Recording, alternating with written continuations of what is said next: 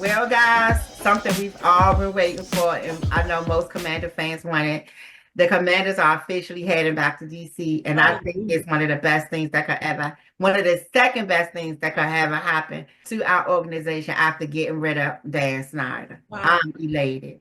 I'm elated too. It's funny, and it happened so on the outside, it happened so fast because they were announcing it like the night before, like 9, 10, 11 o'clock.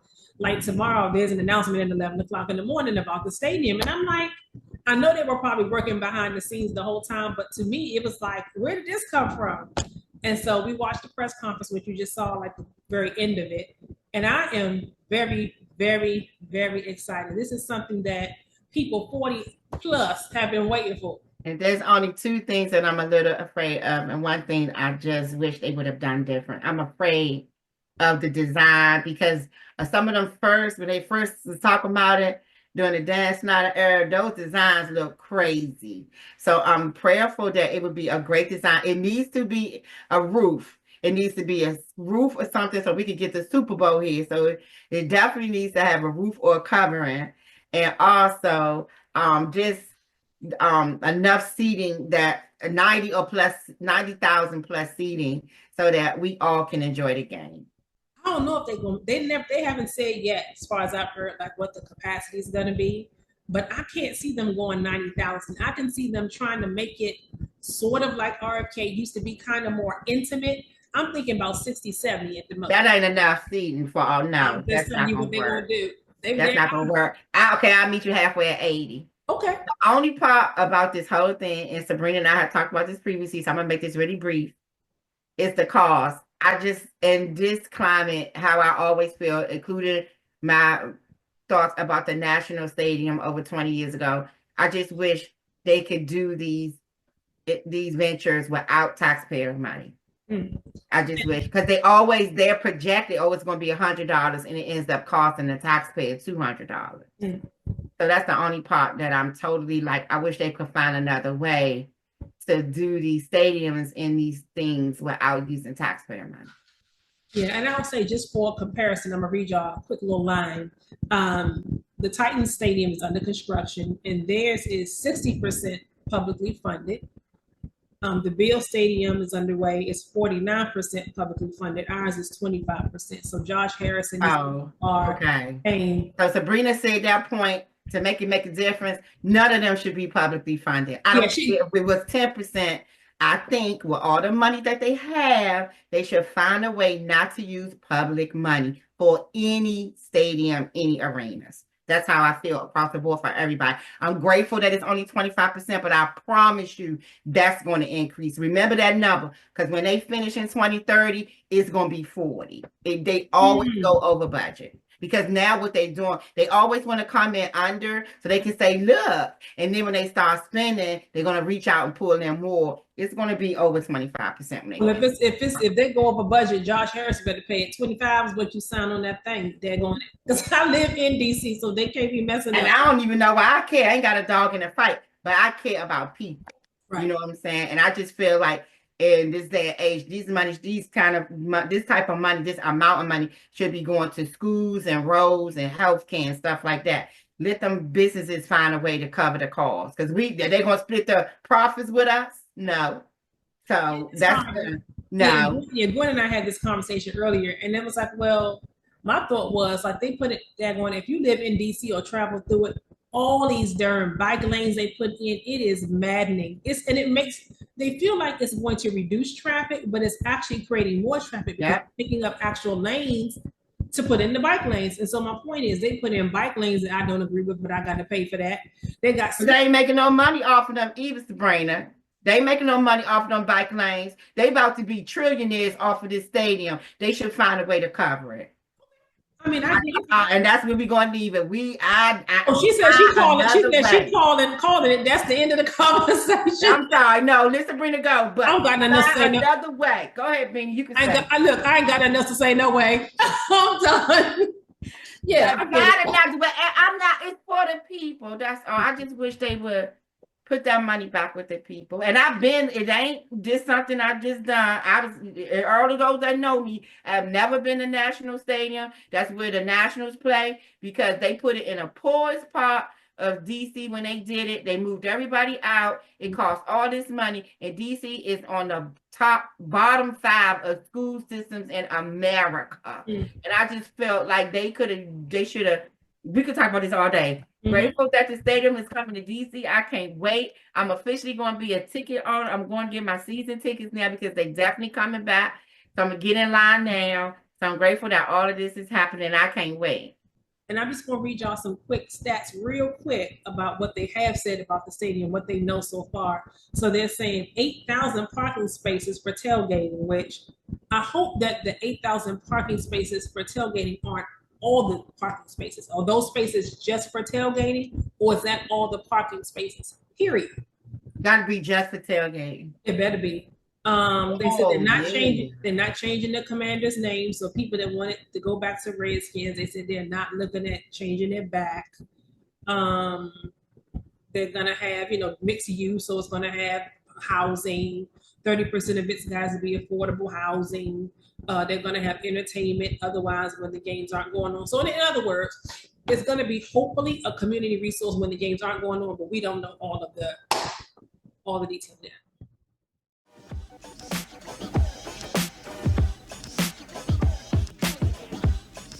All right, so we have not done a show since the NFL draft, and so we got to talk about the 5 picks that we did have. We gave some of them away to get Tunsil, the offensive lineman from the Texans. So we had 5 picks total, none in the 3rd round and none in the 7th, I believe. So anyway, our first pick was in 29 overall, and we got the offensive tackle from Oregon, Josh Connolly Jr. I absolutely, that one single pick, I say it's an A. No. What you mean, no? I want the defensive player. It can't be an A because they should have went out the defensive player. So I'm grateful that they picked him like somewhere else, but no. So I'm gonna say C. Here's why I say yes. No. Defense. Listen to all me. I've been saying. So here's why I counteract what you're saying. Yes, defense, I agree. But who is our number 1 asset that has made the team go? Jaden. You have to protect him.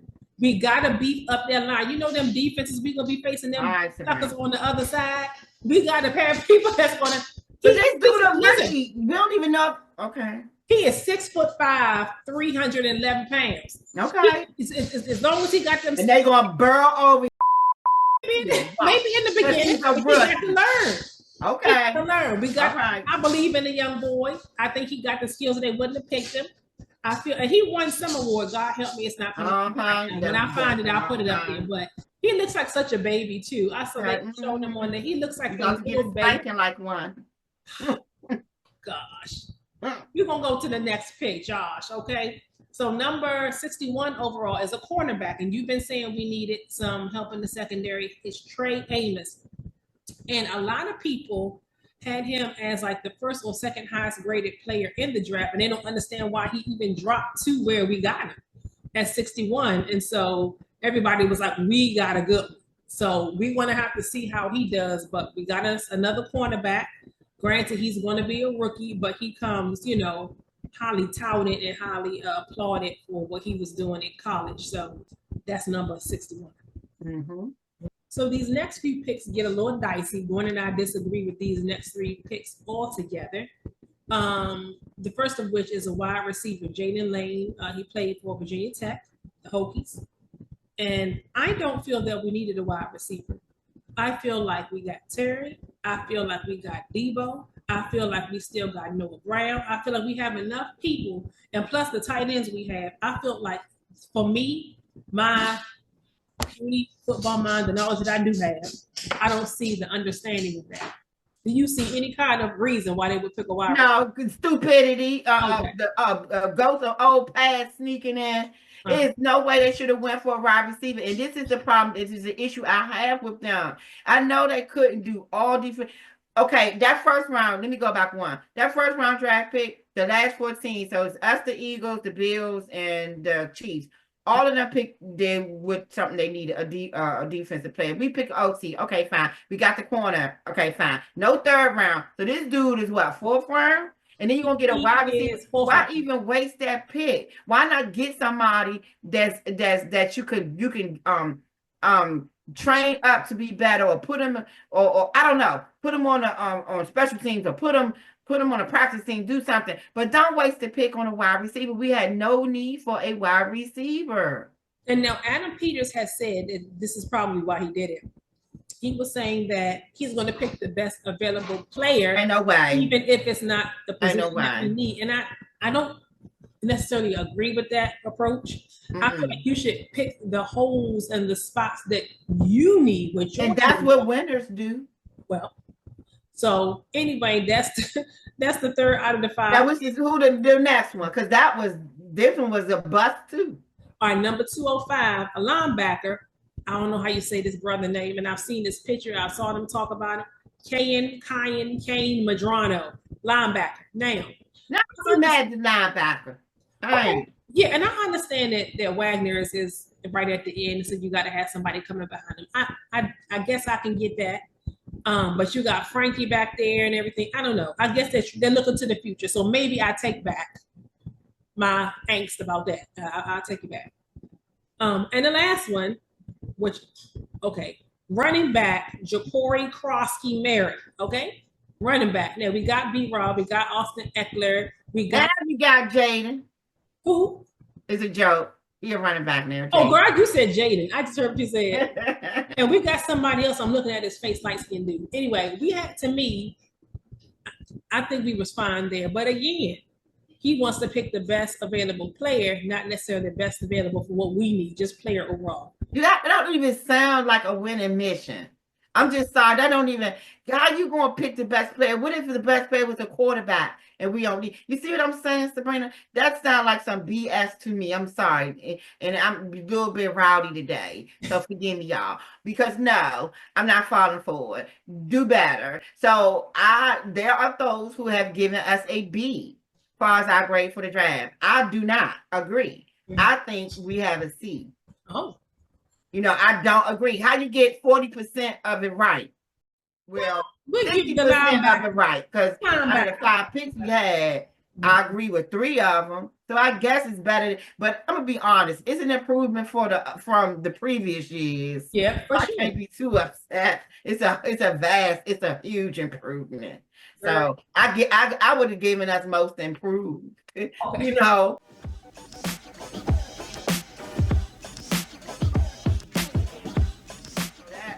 But there are those who think the biggest losers of the draft, and we about to segue into this story, were the Steelers and the Titans. Because they needed QB. And let's just bring it up because it's like this story was bigger than the actual draft. Right, it was. So let's talk about Papa Sanders and his crew. All right, I'm going to tread lightly on this, but Sabrina, can I take the first run at this? That's what I said. I'm about to. You go. I'm totally upset, and I don't even know where to land with this because I'm trying to keep race out of it. We're just going to look at parenting. Okay. Remember in the 2003, 2004 draft, and Eli was up to be drafted. He was in the Chargers had the second pick. And they were going to pick him. His father stepped in and said no, he would not be playing for an AFC team, which is how he got traded for the Giants. Archie, whatever his dad name is, stepped in and said no, he did not want his sons both playing in the same conference. So this is why Eli, with the Giants, stepped in, and of course ended up being one of the smartest things they ever did, because they got 2 Super Bowls out of it. But still, his father stepped in. So what's the difference? I think Shedeur fell to the 5th round because of the disdain for his dad. I think the owners, all 31, because remember, Packers are owned by a corporation, colluded to make an example out of him. But like in previous years, the Browns broke the collusion price. Yes, they did. And they said, we tired of being losers, we're going to pick them. I think it was, let them fall and you can get him after this round. Like, we're going to make a huge example out of him, I think.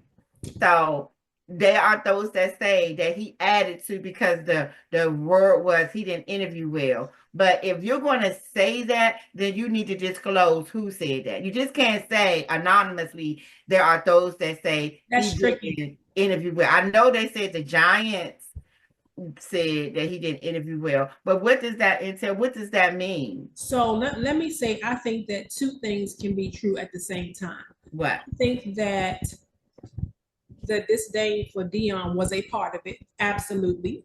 I think that factored in for sure. They had to put him in his place. The NFL had to put him in his place. And humble him. All over college football. Just keep it real. Mm-hmm. He could move and do whatever. And they was like, not on our watch, not on our level. Exactly. So that's absolutely a part of it to me. But I also understand from different people, they said that Shedeur refused to be interviewed by certain teams. He wouldn't even talk to them. And the general consensus was almost like he felt that he had arrived before he actually did. Okay, so a part of that is his father, putting confidence in him, which he should. You know what I'm saying? That's his son. He's preparing him for what he already knows, what it's all about. He's been there, done that. So, of course, he should be confident. But I think a lot of people, and I even watched the interview earlier, where what's his name? Dungy was saying it hurt him a lot that he didn't interview, like he refused to even speak to certain teams.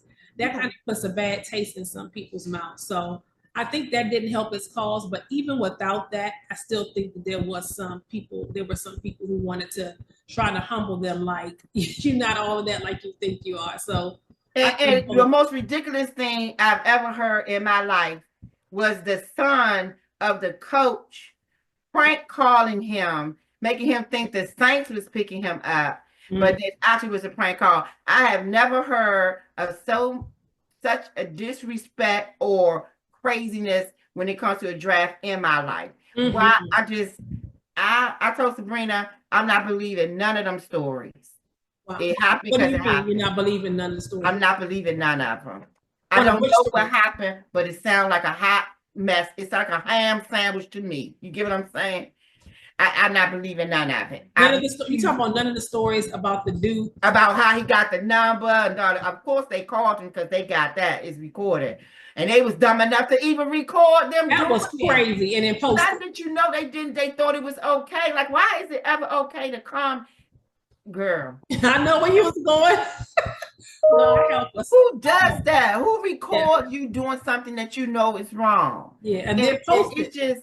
This is leaving a really bad taste in my mouth. Them owners, that's like, ain't nobody, them owners is tighter than a fat lady in some spandex.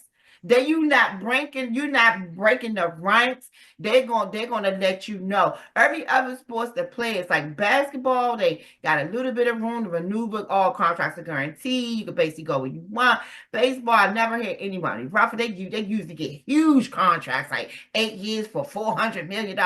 Football, them owners done decided a long time ago. No, we running this. And right. I think y'all had a little bit too much. So I'm glad that both of them, because I ain't gonna lie, I love me some Shedeur, but Shedeur is funny, and I'm glad that he got picked up as well. By the Buccaneers, yeah. Yeah, I have this left a nasty taste in my mouth. But the best thing to do, the one thing I can commend them for is they did well. Even when he was sliding, they were still living their life. Yeah, they were still trying to be positive and stuff. God is in control, and what God has for me is for me, and that's good. They never got in front of the camera. I'm sure they probably said something to them. Definitely. And they never got in front of the camera, acted up, or blamed nobody or nothing like that. So I think this leaving a nasty taste in my mouth. And again, you're right. He maybe should have interviewed with everybody, but again, when Archie did it for his son, it was okay. You know what I'm saying? But that Deion not even in it like that. Maybe he told Shedeur, don't interview them teams because you're not going in. You know what I'm saying? So maybe, but it's just, man. But he did go to the Browns, and I do think he'll play. Because I think Watson ACL, and Flacco is old, and Pickens is not good. It's definitely going to be Flacco and Pickens going for that that quarterback position, but maybe next year or the year after Shedeur be able to come out from under them. But I think I'm grateful that the Browns like, look, we need somebody. And the Browns are the rebels of the league. They got Deshaun that time. They got Shedeur. They're like, let's stop this madness. Because their franchise is tired of losing. They've been losing for 40, 50 years. So you got to start going. Somebody got to break the ranks. It can't always be we can't we can't let this caliber of a player. And he is still available in the 5th round. And the worst part about the Steelers going to regret that. Because they said they had the worst because they still didn't draft or get any of their address their needs. And this wasn't a good quarterback draft. No, it was not. No, so they didn't address any of their needs. So Tomlin might be in trouble. Well, that winning streak may be, because they didn't address their needs. And I think only in one position, 2, maybe 2, but they needed a quarterback, and so did the Titans.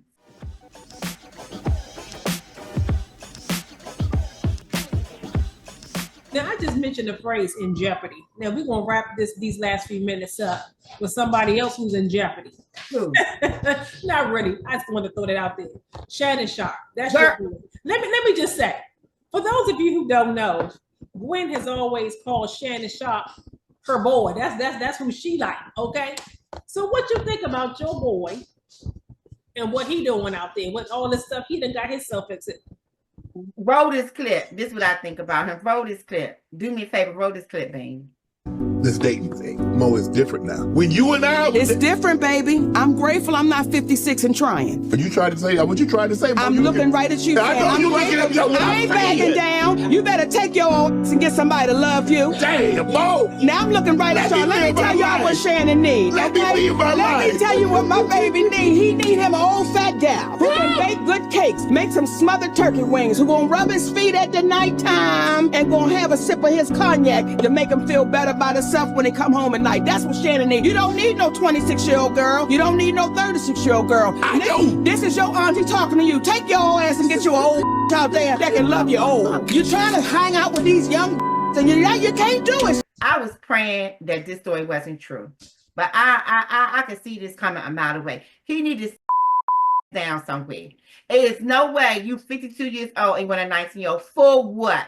And she 1 year, Sabrina, I had a conversation. She 1 year past that age that everybody go, okay, it's okay. No, it's not okay for you 52-year-old man to people that it's never okay. He went as low as he can go without being illegal. It's never okay. I don't care what she looks like. It's never okay. Get with somebody. What do you have in common?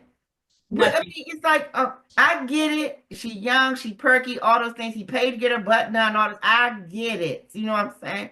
But why can't I don't get it? And this is one of them things where I'm glad I'm not a man because they operate in a whole. I don't get it. Like women do it too. They are female cougars. I get it. But yeah, I'm just man. Yeah, like you said, I understand that nobody wants to be with somebody decrepit. Nobody wants to be with somebody falling apart. It's 52 decrepit for a female now. Well, I'm not saying that 52 is decrepit. I'm just saying I understand they want to be with something that they like to look at or to be with. But you ain't got to go there to get that. That you robbing the cradle. You treading on predatory territory. That man was halfway through his life when she was still in her mama's womb. How about that? That's all I'm saying. What's the math on that? He was about 33 when she was born. Come on now, Sabrina.